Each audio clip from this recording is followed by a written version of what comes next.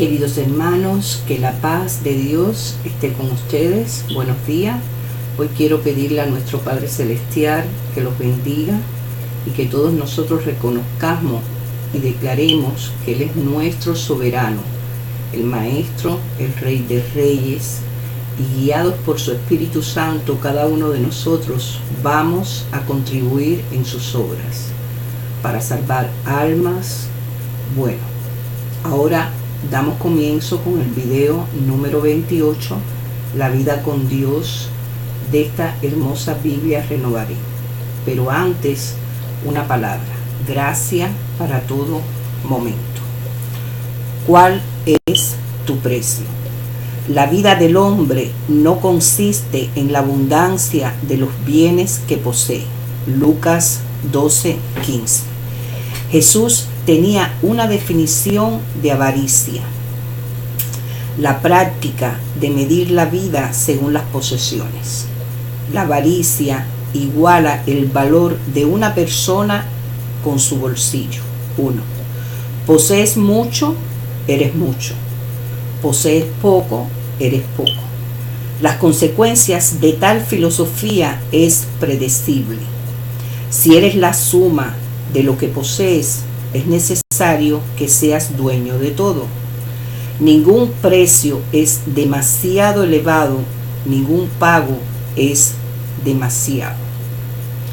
Continuamos con el video 28, La vida con Dios, de esta hermosa Biblia Renovaré. La vida con Dios. Número 3. El pueblo de Dios en el Éxodo. Pasajes bíblicos: Éxodo, Levítico, Números, Deuteronomio. El objetivo de Dios en la historia es la creación de una comunidad de personas que aman e incluyen a todos, con Él mismo como centro de esa comunidad, como principal sustentador y más glorioso habitante. Efesios 2, 19, 22, 3, 10. La Biblia rastrea la formación de esta comunidad desde la creación en el huerto del Edén hasta el nuevo cielo y la nueva tierra. Lo invitamos a unirse a nosotros en la exploración de las muchas dimensiones de esta historia con Dios, de individuo a familia, a tribu, a pueblo, a nación, a toda la humanidad. Y luego apliquemos lo que aprendamos para nuestra propia formación espiritual.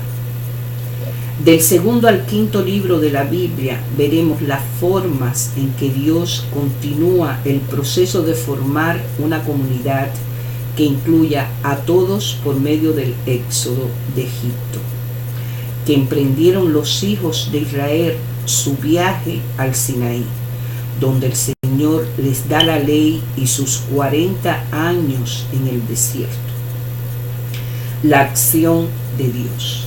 El tema clave de estos pasajes es que Dios libera a su pueblo de la esclavitud al obrar a través de las escrituras sociales concretas de una nación, Egipto, y las etnicidades más abstractas de un pueblo emergente, que se convierte en los israelitas. Trabaja para hacer conocer su presencia, no exclusivamente a individuos, como vimos en Génesis 1 al 11, ni solo dentro de los confines de una familia y sus miembros, como se relata en Génesis 12 al 50. Dios ahora media su presencia a una multitud creciente en una historia humana más amplia, con el propósito de liberar a su pueblo de la esclavitud en vista del desafío de las estructuras políticas humanas. Cuando el Señor libera a Israel de la esclavitud de los egipcios, hace una demostración pública de su grandeza y muestra su poder sobre los sistemas mundanos, por invulnerables que estos parezcan. De esta forma, toda la historia, no solo los individuos o una familia, cae bajo la marea de los propósitos redentores de Dios a la vista de todos. Durante un tiempo, después de mudarse a Egipto, la familia de Jacob se multiplicó. Los hijos de Israel fructificaron y se multiplicaron, y fueron aumentados y fortalecidos en extremo, y se llenó de ellos la tierra. Éxodos 1:7. Pero se levantó sobre Egipto un nuevo rey que no conocía a José, y dijo a su pueblo: he aquí el pueblo de los hijos de Israel es mayor y más fuerte que nosotros. Ahora, pues, seamos sabios para que no se multiplique y acontezca que viniendo guerra, él también se una a nuestros enemigos y pelee contra nosotros y se vaya de la tierra. Éxodos 1:8-10. A partir de entonces, los egipcios tuvieron temor de los israelitas y los esclavizaron. Los obligaron a construir ciudades desde mezcla y ladrillos y trabajar en los campos.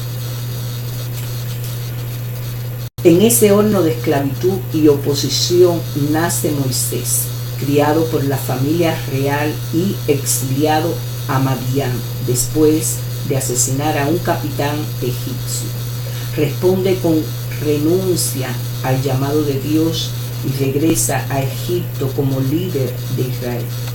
Como los gobernantes que niegan a permitir la salida de los israelitas, Dios envía plagas destinadas a que se arrepientan por el cruel trato del pueblo que se convertirá en los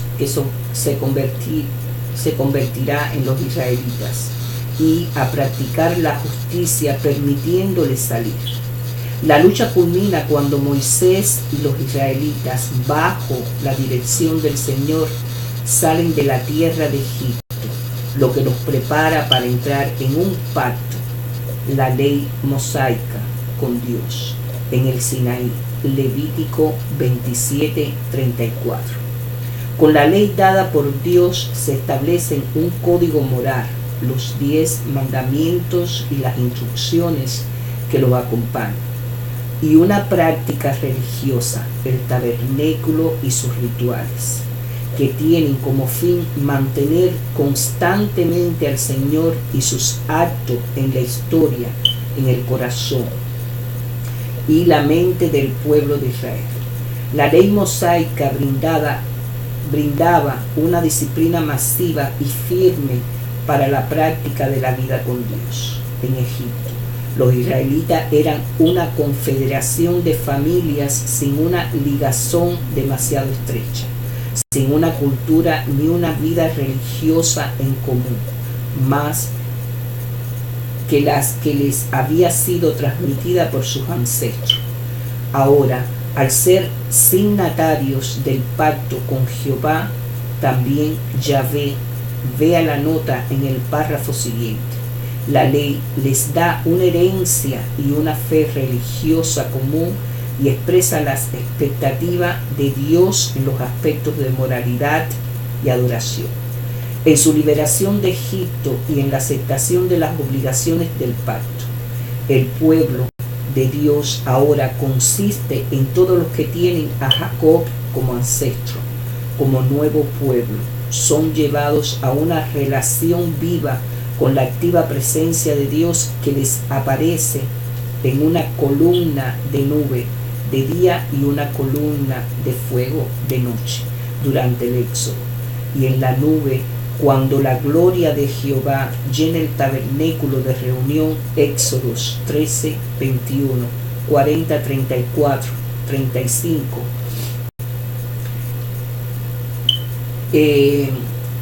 Generalmente pronuncia Yahvé, es el nombre de Dios más importante en el Antiguo Testamento, Yeshua. Se le utiliza aproximadamente 6.800 veces en la Biblia. Casi con seguridad el nombre proviene del encuentro de Dios con Moisés en la zarza ardiente, cuando en respuesta a la pregunta de Moisés en cuanto al hombre de Dios, es decir, su identidad, Dios dice: yo soy el que soy.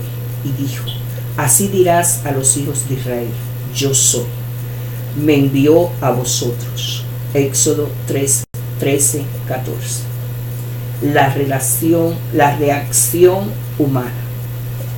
La reacción de este nuevo pueblo liberado es predecible.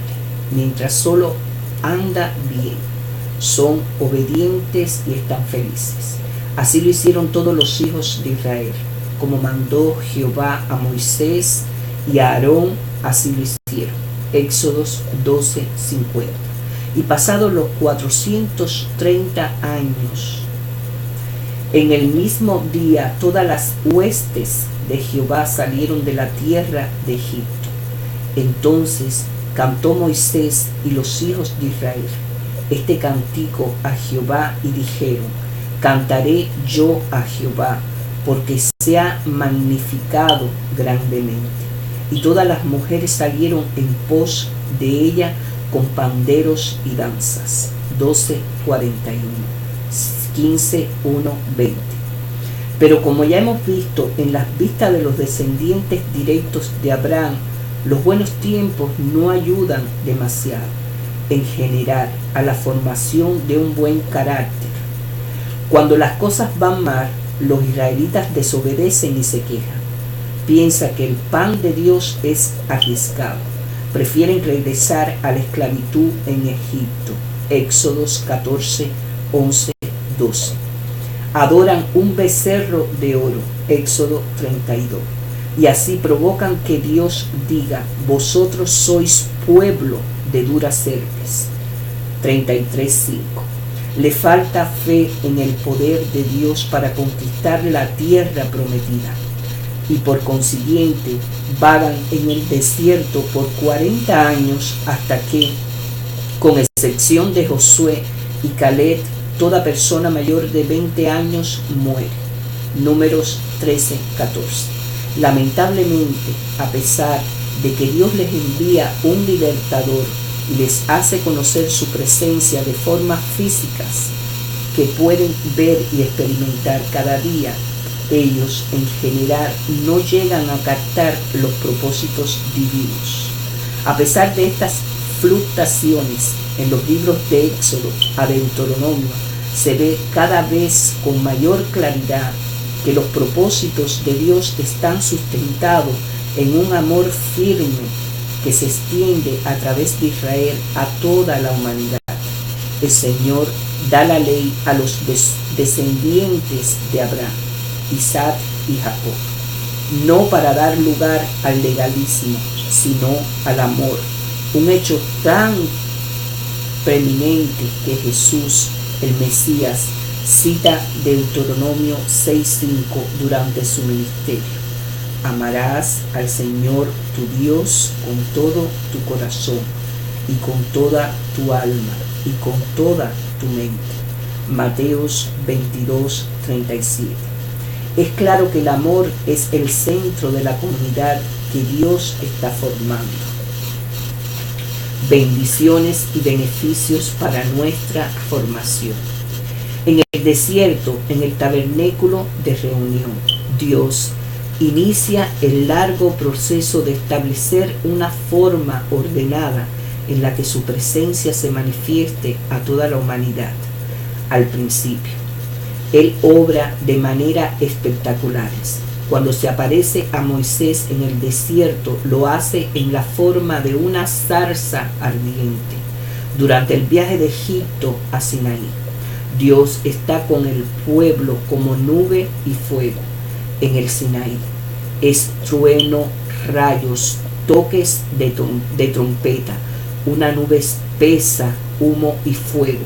Pero al completar el tabernáculo y con la institución de la ley y sus rituales, la presencia de Dios se localiza y se convierte en una parte más rutinaria de la vida cotidiana. Entonces, una nube cubrió el tabernáculo de reunión y la gloria de Jehová llenó el tabernáculo. Éxodos 40:34. Así se presenta Dios también en el pueblo de la dedicación del templo de Salomón. 1 Reyes 8, 10, 11. La disminución en la intensidad de actos sobrenaturales por medio de los cuales Dios se revela y asimismo no es debida a que el pueblo se haya aburrido. Eran demasiados parecidos a usted y a mí para que eso fuera cierto. No es que ahora el Señor puede estar con su pueblo de una forma más adecuada a los requerimientos de una vida diaria normalizada por medio de las disciplinas de la ley mosaica y el ritual religioso. En la ley, el pueblo ahora encuentra un recurso que le indica cómo debe actuar como el así llamado pueblo de Dios. Junto con esa ley se forma una clase de personas religiosas, los sacerdotes levitas, que presiden los rituales y las liturgias que se realizan en el tabernáculo de reunión, en el centro de la comunidad. Estos rituales y liturgias ayudan a formar el espíritu del pueblo de tal manera que adoren al único Dios verdadero. La idolatría que alguna vez prevaleció ahora disminuye gradualmente. El sacerdocio brinda un acercamiento ordenado y pautado a Dios, así como lo brindan los pastores, rabíes y sacerdotes en la actualidad. Ellos nos comunican las bendiciones y los requisitos de Dios en el contexto de nuestra propia cultura. Por medio del sacerdocio arónico y el levítico, Dios se pone al alcance del pueblo, de manera que la gracia se encuentra con las personas concretamente en la vida diaria. Los israelitas ahora pueden acercarse diariamente, acercarse a Dios, aprender su nombre y clamar a ese nombre. En el centro del lugar de adoración, el tabernáculo, está el arca del pacto en el lugar santísimo. En el lugar santo están el altar del incienso y la mesa de los panes de la proposición, que conectan lo celestial, el humo y el dulce aroma, con lo físico, el pan como sustento de la vida. En el altar del atrio, los sacerdotes presiden los sacrificios por los pecados de comisión y omisión.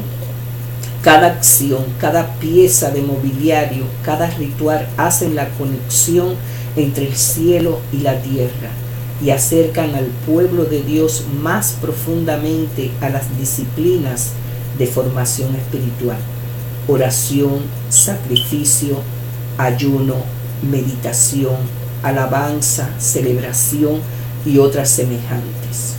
Otro beneficio es el establecimiento de un sistema para tratar las faltas de conducta y los desacuerdos dentro de la comunidad.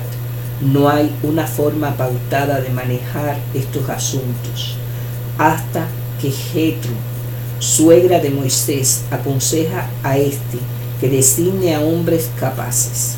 Ellos juzgarán al pueblo en todo tiempo, y todo asunto grave lo traerán a ti, y ellos juzgarán todo asunto pequeño. 18:22. Moisés, como primer juez, designó funcionarios sobre 1000, sobre cientos, sobre 50 y sobre 10, y juzgaban al pueblo en todo tiempo. 18:25-26. El juez es el primer nivel de la estructura administrativa o política, que también está compuesta por sacerdotes. Y en última instancia, Dios, a este sistema político lo llamamos teocracia. La persona del juez se convierte en la forma principal de mediar la presencia del Señor, aún en las disputas cotidianas entre miembros de la comunidad. Límites y limitaciones para nuestra formación. La ley está limitada en su capacidad para redimirnos, porque muchas veces permanece externa a nuestra voluntad. No siempre llega al corazón como en su intención. Al leer el Antiguo Testamento aprendemos que la circuncisión, un acto externo, no hacía que las personas automáticamente amaran a Dios de corazón, una condición interna. Hoy podemos ver en nuestra propia vida y en la vida de otros que el bautismo, el equivalente cristiano de la circuncisión, no es un indicador seguro de un estado interior del corazón. De la misma manera, el mero hecho de obedecer una ley externa está limitado en su capacidad de convertirnos en personas compasivas, amorosas y misericordiosas. La circuncisión es lo del corazón en espíritu, no en letra. Romanos 2:29. Compare Deuteronomio 10, 16, 30c.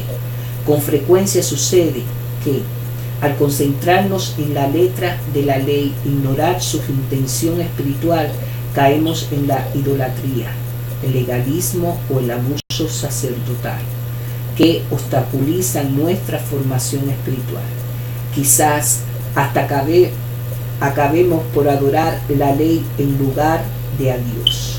Tal idolatría puede, aun sin ser este su objetivo, aumentar el poder de los líderes religiosos que no ejercen sus responsabilidades según los propósitos del Señor.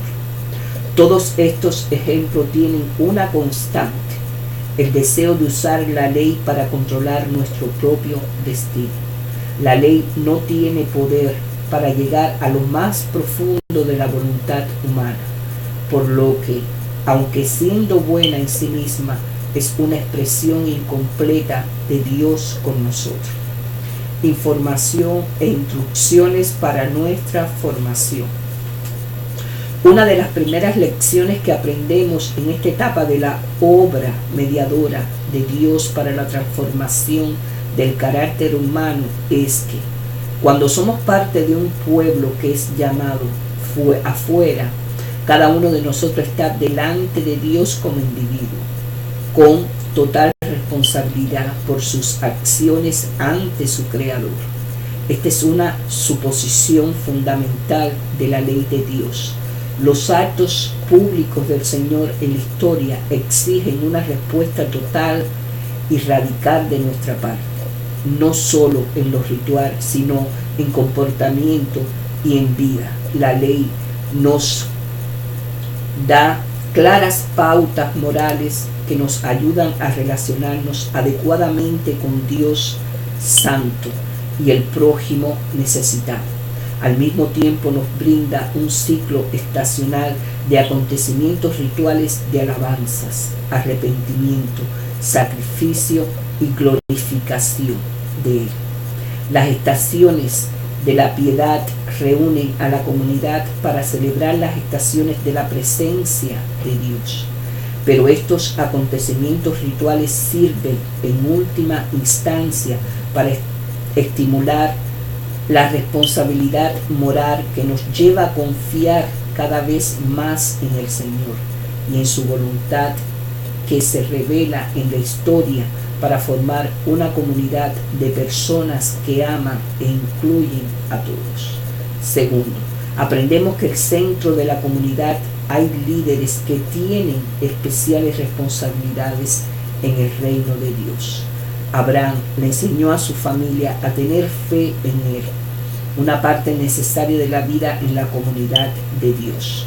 Moisés introdujo un sistema de justicia para lidiar con los conflictos de todos los días y las fallas de conducta. Y Aarón supervisó el establecimiento de la adoración y los rituales regulares.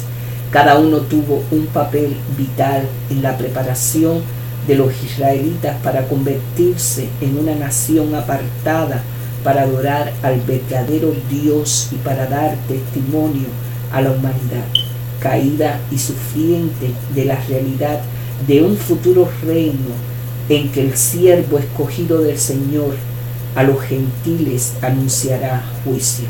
Mateos 12, 18. Tercero, Aunque quizás nos rebelemos contra ellas, vemos que en cada comunidad debe haber ciertas estructuras institucionales.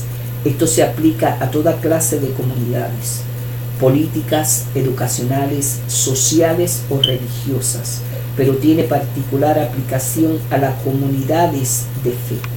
Sin las estructuras que hacen posible adherir a un código moral, participar en rituales con regularidad, recitar los hechos históricos de Dios, practicar actos de justicia y amor y compartir una vida comunitaria, sin duda, perderíamos nuestro sentido de tiempo y propósito.